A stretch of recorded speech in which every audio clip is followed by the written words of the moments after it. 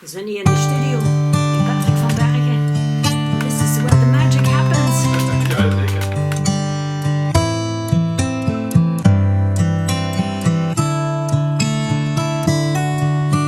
Soms sind die dagen tröstelos en gries en bekleefde, niet meer te bestaan. Soms, wenn ich einsam bin, bist du dat tegelijk. Dan is het toch beter om samen weer te gaan.